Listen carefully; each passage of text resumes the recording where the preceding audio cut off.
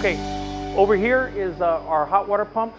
Basically, there's a hot water loop that runs water through radiators, 31 radiators that are in the crawl space of the building. In addition to that, this provides the hot water to raise the temperature in the loop water loop for the condensers in the south mechanical room. These are the VFDs for the hot water pumps. Now, all the pumps are controlled through the back net, which means that they're controlled to put a certain gallons per minute. They run for a certain amount of time before they switch over, 156 hours to be exact. If they ever shut down, if one ever fails, the other one turns on within 2.5 minutes on its own.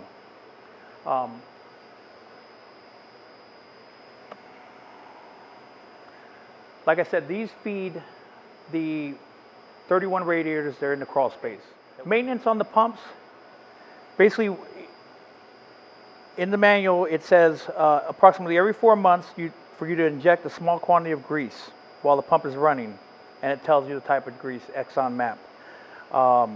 It says remove the, obviously it's remove the relief plug and then inject the grease into there. Same on the other two motor pumps. Say that one more time. That hot water pump 3, which is a vertical pump, does not need to be greased. It's permanently lubricated. These are VFDs for our pumps, our loop water pumps. As you can see, there's an alarm flashing, and basically what that alarm is that the time isn't set.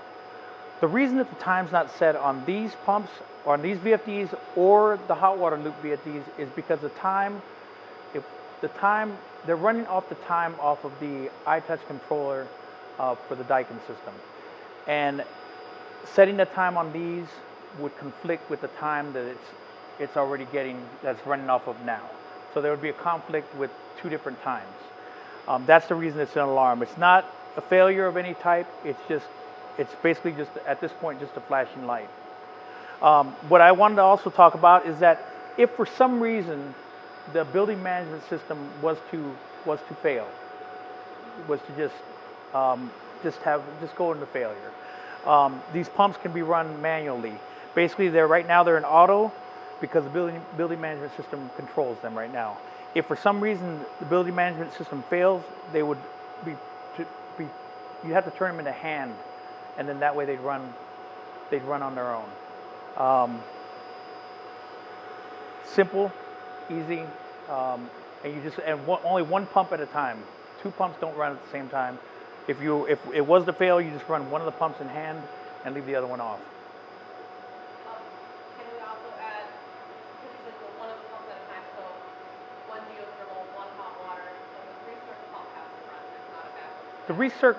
The one geothermal pump, which is the loop water for the condensers, one hot water pump, which is for the crawl space and for the to raise the temperature in the loop water if it got too low.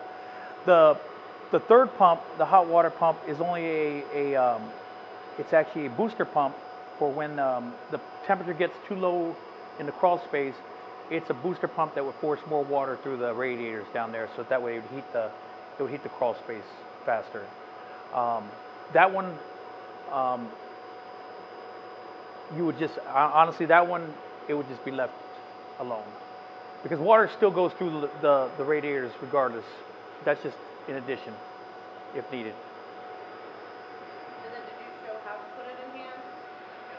Oh, to put it in hand, right now it's in auto, you can see it flashing. To put it in hand, all you need to do is press the green button, and it runs independent on its own, off the program. So it'll just run continuously until it's put into auto again or shut off. And then to put it back in auto, you just have to hit run, right? Yeah. And to put it back in auto, you just press auto again, and it's back in auto again. All the Skawa VFDs for all the pumps, disconnect is right here. Basically, you just turn to the left, shuts the power off, to the pump so you can do any maintenance, repair, replace, anything that needs to be done. Okay, next we're talking about if you ever need to add water to your system, you're gonna want to add it through here, through one of these clean outs. Basically, you can just pump water directly in from one of the valves up here. There's a hose right here. If while running, if the system ever needs additional glycol, for whatever reason, the glycol fill center right here will automatically feed glycol into the system. If and when this glycol tank gets low, there is an audible alarm to let you know that you need to put more glycol in it.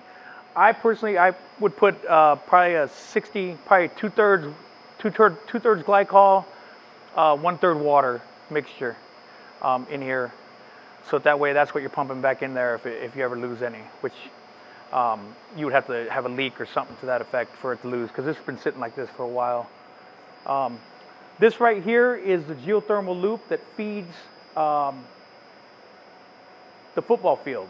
The loop actually goes under the football field, and that's how it dissipates the heat that the water picks up when it goes through the condensers for the VRF, through the south side. Over here, pot feeders.